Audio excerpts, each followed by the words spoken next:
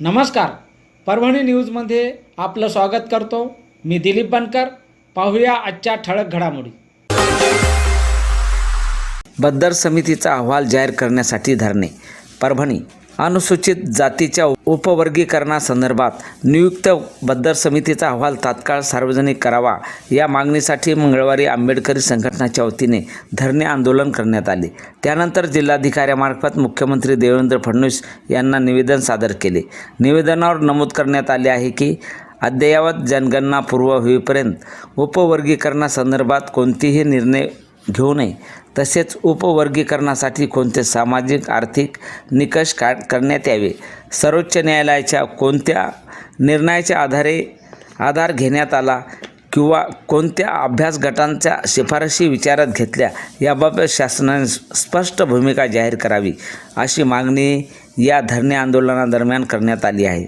सदर निवेदन जिल्हाधिकारी संजय सिंह चव्हाण यांच्यामार्फत पाठविण्यात आले असून त्यावर राज्य संघटक DN दाभाडे, रामकिशन कांबळे, नदीम इनामदार, जयप्रकाश शिंगोले, अरुण गायकवाड, ST गायकवाड, रवी सोनकांबळे, सिद्धार्थ भराडे तसेच दामोदर महादू शिंदे, चंद्रकांत दहाने आदींच्या स्वाक्षऱ्या आहेत.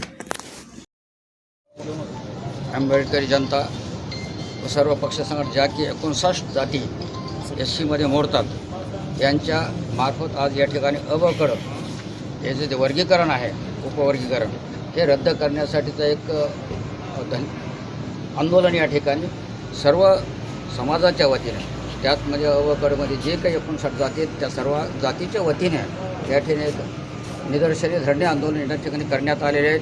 आणि जोपर्यंत त्याचा बद्दर समितीचा अहवाल रद्द होत नाही तोपर्यंत नवीन जी आता 2011ची जी जनगणना आहे ती रद्द करून जोपर्यंत 2027मध्ये जनगणना जी होत नाही आणि ती झाल्याशिवाय अहवाल कुठल्याही प्रकारचा म्हणजे पुढे जाऊ नये आणि अबकड हे त्वरित रद्द करावं या मागणीसाठी आम्ही आज या ठिकाणी धरणे आंदोलन केलेले आहे. आणि जर याचा त्वरित जर शासनाने जर लक्ष घातले नाही तर भविष्यामध्ये मोठं आंदोलन छेडण्याची देखील या ठिकाणी शक्यता नाकारता येत नाही. त्यामध्ये 59 जाती आहेत. मध्ये कोण यायचा, ब मध्ये कोण जायचा, क मध्ये कोण जायचा. परंतु मला काय म्हणायचं की जर प्रश्न असतील प्रश्न विचारल्यानंतर त्याच्यावर उत्तर देण्यात येईल ना. आणि तुम्ही आम्हाला त्या अहवालात जर सार्वजनिक केलं नाही तर आम्ही कशाच सूचना मांडायच्या, जनतेनं कशा सूचना मांडायच्या. आणि सगळ्याच गोष्टी काही सर्व आता ग्रामीण भागामध्ये सर्वच काही समाज सुशिक्षित नाही, त्यांना कशा पद्धतीने सूचना मांडायच्या, कशा हरकती मांडायच्या आणि कुठल्या विषयावर हरकती मांडायच्या हे तुम्हाला कळायला मार्ग नाही ना.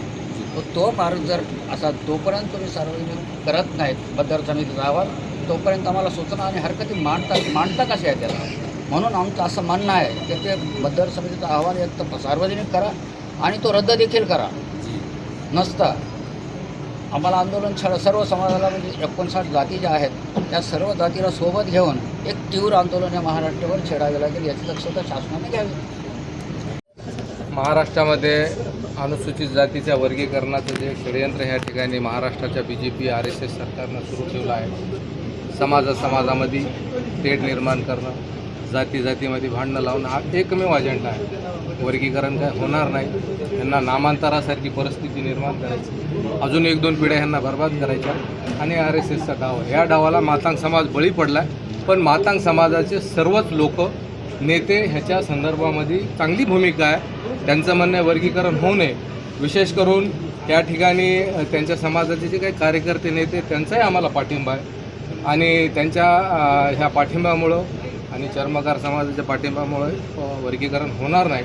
आणि वर्गीकरण होऊ नये म्हणून आम्ही सर्व या ठिकाणी संविधानप्रेमी जनता, कार्यकर्ते, नेते एकत्र येऊन माननीय जिल्हाधिकारी साहेबांना आता आम्ही निवेदन दिलेलं आहे. भाजप सरकारचा जे डाव आहे ते ह्या ठिकाणी आपल्या माध्यमातून लोकांना मला विनंती करायची की आपण ओळखून घ्या की मराठा समाज वर्सेस OBC समाज केला आहे, तसंच मातांग समाज वर्सेस 58 जाती असा त्यांना हा संघर्ष पेटवायचा आहे. त्या संघर्षाला बळी पडू नये म्हणून माझी सर्वांना विनंती आहे की बाबासाहेबांना आरक्षण नावाचं एक घर बांधलेलं आहे, त्या घराचा विस्तार करा पण ते घर तोडू नये. जय भीम, जय बुद्ध. राष्ट्रीय चर्मकार महासंघाच्या वतीने आरक्षण अ ब कड वर्गीकरण आहे ते नाही व्हायला पाहिजे. आमचा याला कट्टर विरोध आहे आणि म्हणून आम्ही यांना रिपब्लिकन पार्टीला पाठिंबा जाहीर केला आहे.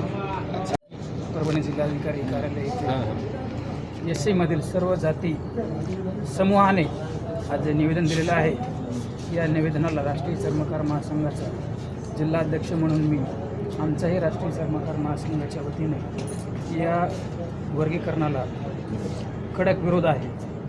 जर हे वर्गीकरण नाही थांबलं तर राष्ट्रीय चर्मकार महासंघाच्या माध्यमातून यापुढेही जाऊन सर्वांना सोबत घेऊन आणि मोठं आंदोलन छेडण्यात येईल असं मी राष्ट्रीय चर्मकार महासंघाच्या वतीने सांगू इच्छितो.